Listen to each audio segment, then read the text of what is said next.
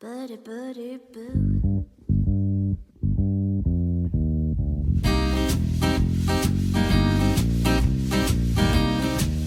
Little boat. It was so easy to get a mooring with my little boat, but now I've got the big boat.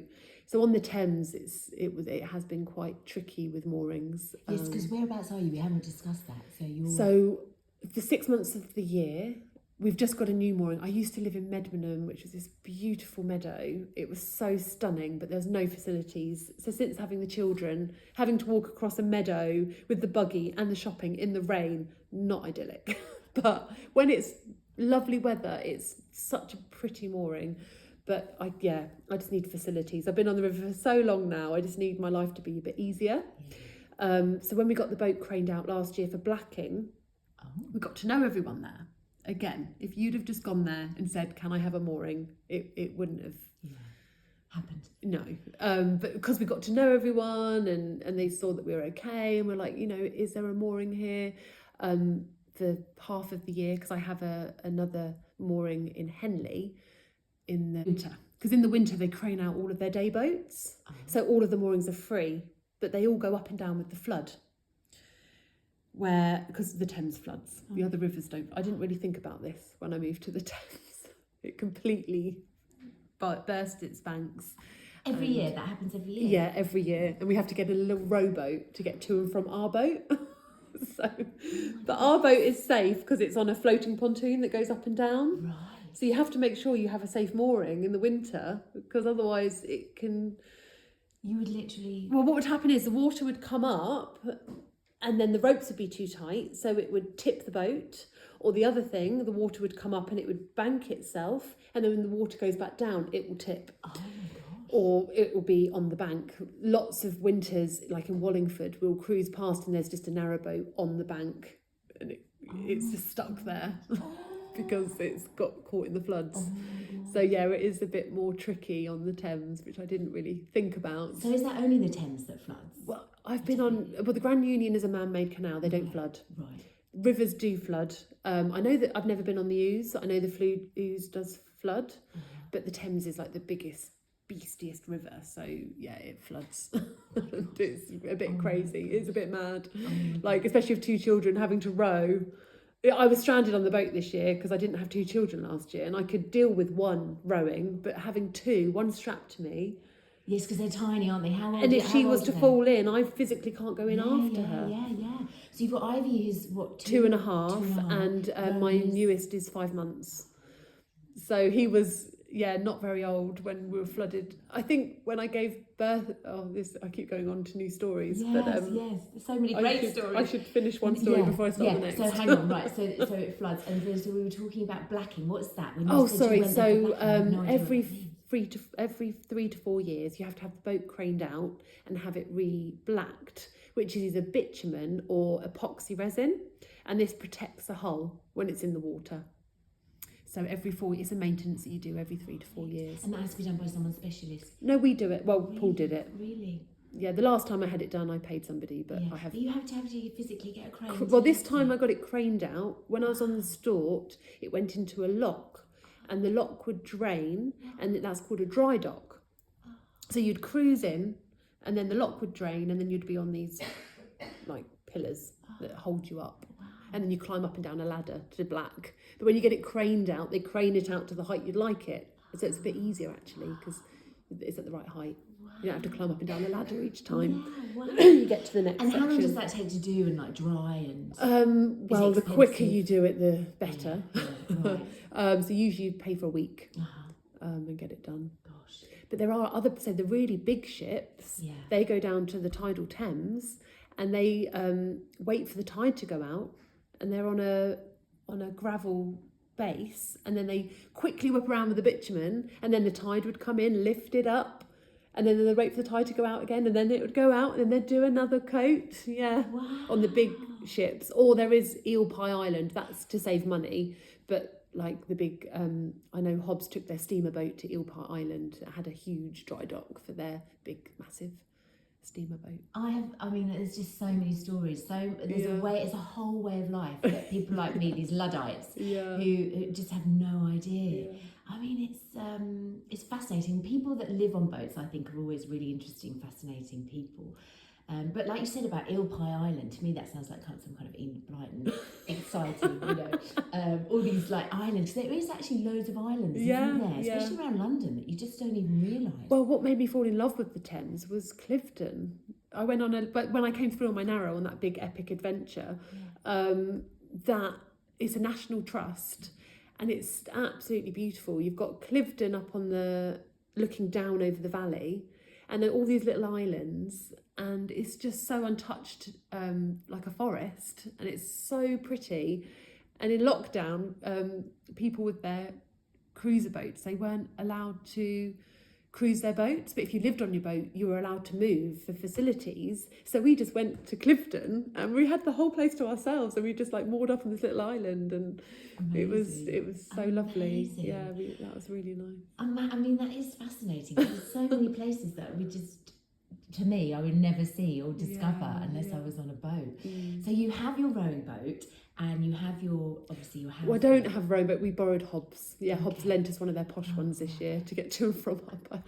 I mean, bless you. Did people kind of want to help you because you've got 2 little kids? Did people? They did. I'll help you. Oh well, no, I was. It doesn't flood really for long. independent, It doesn't flood for long, and I just waited for Paul to get home. It was only a couple of weeks, and I was only stranded a couple of those days. You know, it wasn't flooded that deep the entire time.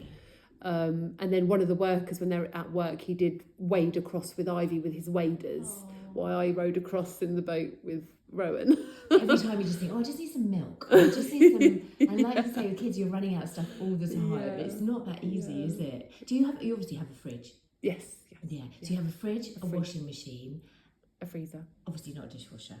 A freezer. Some of them do have dishwashers, but not mine, unfortunately. But you have a toilet and a shower, but no bath. But you did have a bath on your other boat. So, and the toilet is a compost. How does that work? So our toilet is like a chemical toilet, like in a caravan. Yeah. Some boats do have compost toilets. Yeah. Some have pump out. So my first boat was a pump out, where you put the you attach it into the boat and it just sucks it out for you, which is great. And then but change that tank or whatever it is, or it just goes. It goes into the sewer. So you pull up at a marina, and they have these machines which you pay for. Yeah. But mine is just like a chemical toilet, so I just empty it down at either a sanitary point or in a toilet. Yeah. Yeah. Or a drain. Somewhere. Okay. So, and your water, how do you get your water for your shower and your washing up? So there's water points along the river. So you pay your licence, and that there's different water points everywhere. And there's a map, a book that tells you where all these water points are. Or you stop at a marina or a boatyard and fill up. But our moorings, because we have moorings. In Medmenham, we didn't have any facilities. It did have an Elsan point for our toilet, but they didn't have bins. But the nearest bin point was the next lock. So we would cruise there to fill up our water, get rid of our bins. But now we have moorings. There's a tap at the mooring and bins and sanitary. And you can actually, so you work on your boat because you've obviously got, your own workshop to make your jewellery. The lady that I brought it off, she used to paint and sell from the boat. So that's why it already had a workshop in there. That was one of the selling points. And I used to use it for restringing because it was cleaner than the dirty workshop to restring pearls and different beads and things. But at the minute, it is a changing station. I've got rid of all of my jewellery things, and it's just a changing station for nappies.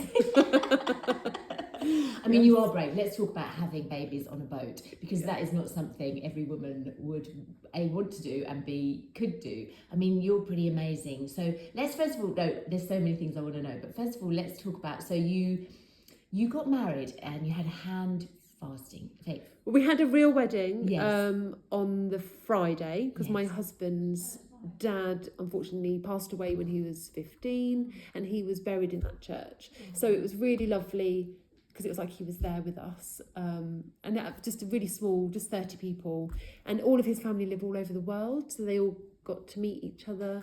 So that was really intimate and nice. And then we had a hand fasting at my parents' farm the next day, which I invited all my friends to, and we jumped over a broomstick, and Wendy the witch married us with TPs. It was amazing. I mean, I was just fascinated by the whole thing. I loved the idea. I just thought it was a really special thing to do. And I was pregnant, when I got married. Yes, so Ivy was there. Yeah, she was there. Yeah. And Laura, I love the fact that you obviously live quite a bohemian lifestyle. I mean, you always work at Glastonbury. That's your, you're very spiritual, I would say. Would you say that? Is that fair? Yeah, I think that we are all connected with an energy. Yeah. And I think like Stonehenge, that it celebrates the sun and the stars and the moon, things that are real and there. Like I don't think other religions are silly, like God and Christianity. I think it's just another interpretation of that energy.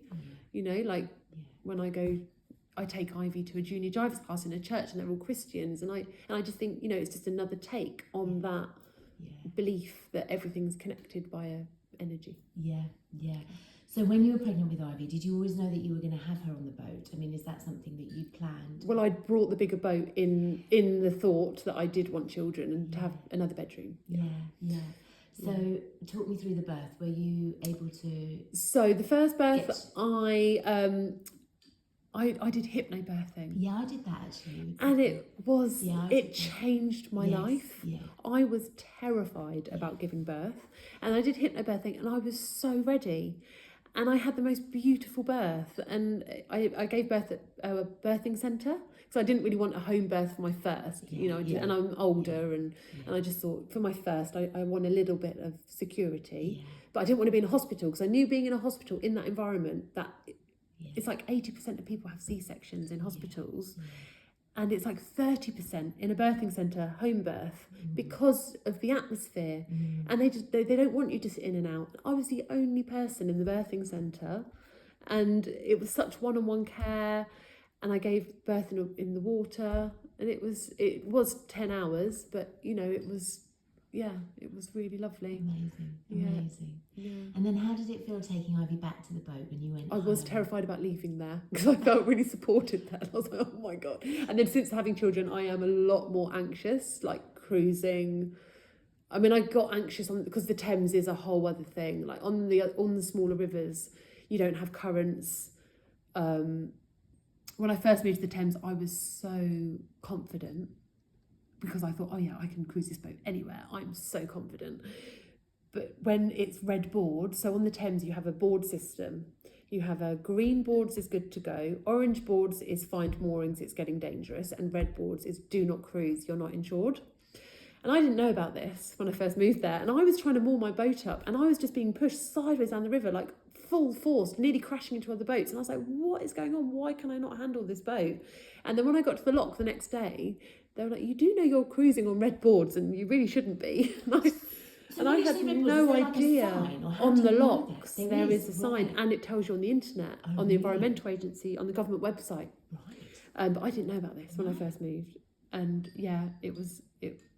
it's just a whole other thing. And when you go past weirs and like all just the currents and everything, it's fine in the summer, but when it's autumn, winter, spring, you're trying to do things that you've done lots of times before, and the river just makes you behave in a completely different way. So I am a lot more anxious now I have children. When it was just us, it was, I mean, you're worried about your home, but so we don't move. We just kind of move to our two moorings. We might do one cruise a year in the summer when the river's fine. I mean, I can't even imagine. So I remember having children, and especially when they start walking. I mean, they're just toddling about. And I've taken, so when we went on our narrowboat holiday, Gus was, my youngest was, I can't remember how old, but he was, say, probably 6, 7, I don't know. And even he fell in. Like, I was just like, he just was running around the outside, slipped, and I just managed to, yank him out. That's my worst nightmare. Yeah, but don't worry, that won't happen to you. Because Ivy's grown up on the boat, she'll be far more respectful and far more, she's just... But we don't really cruise with her, and the boat is very safe. The door, there's no way of her to get out. Yeah, the boat is very, very safe. And she probably loves it. All the ducks and everything. She loves all the wildlife, and I mean, she doesn't know any different, so I Yes. suppose she doesn't think of it being different Yeah, because she how doesn't amazing know. to just look out your window and be able to see Yeah, all the ducks and the all the yeah. all that lovely, all the bird life, and what else do you see? What do you see? Oh, the mandarin ducks are beautiful on the Thames. You don't get those on the other rivers, and they look like they're from another country. Yeah, they are really pretty. Yeah, the geese, swans, the kingfishers. A lot more kingfishers on the smaller rivers, but I don't know if that's because it's more contained. So you see them darting around. I used to have one that sat on the front of my boat every morning when I got out of bed, and I'd have to crawl to try and get a picture out the front window. Wow. Any fish? Do you see fish? Yeah. We see them like jumping out. Do and- you? Do yeah. you? And you must see, sometimes, I mean, you never know what you're going to see. I guess that's the exciting I've never thing, seen an isn't it? otter. Loads of my friends have seen otters, and I still haven't seen one. Which is, I've seen like stoats walking with like their young in their mouth and things like that. I mean, this is the thing, when we were cruising more, you did see more and you were more confident cruiser, but now we don't cruise as much. Also, because the boat sits there for a long time. Yeah. Every time we do a big cruise, it's like things go wrong Yeah. because it's been sat there for Yes. 5 months. Yeah. When I was moving more, Yeah. I was more confident, and the engine went wrong less because Yeah. we're moving Yeah. more. That makes sense. Yeah, so it So does it take petrol? I mean, how do you... Diesel. Diesel. Red diesel And so you fill up like you would at a petrol station, like put on... at Marina. Yeah. Or there is a diesel boat that comes along. They're quite fun. That's their job. They just cruise up and down the river. What a job. And they just Filling moor you up. up. Yeah, they just moor up next to you and they fill you up. And some of them have pump outs for your toilet. Some of them have coal and wood. The one on the Thames is diesel and gas. So you can get your gas bottles and they let you know when they're in your area, and they just moor up next to you and do all the things. And What a lifestyle. Yeah. So there are people that obviously work on the river and live on the river all the time, aren't they? Yeah, They yeah. probably, so actually cooking, do you have gas? Is that Yes, how you cook? gas, Do you yeah. have a gas like a stove? fan oven. Yeah, wow. Yeah. And do you have heating, obviously? A diesel heater. Mm. So in the first boat, it was a log fire,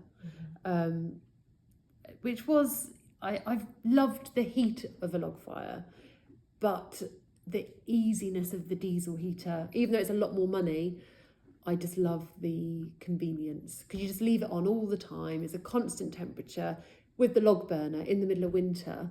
You know, it's a lovely heat, but in the mornings when it had died down, trying to get out of bed to stoke it up again. So I'd have to get out of bed, stoke it up, get back into bed for it to heat up, and then get out of bed.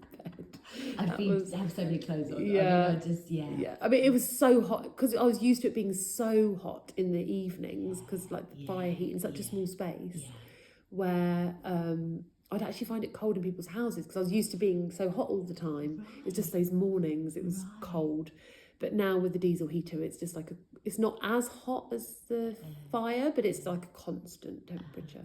How do you feel when you do go to people's homes? Like we're in your mum's home at the moment, your dad's home. Does it feel weird, or is it obviously just normal? Well, it doesn't feel weird, no, because I come quite a lot and Yeah, I always lived in a house before. yeah.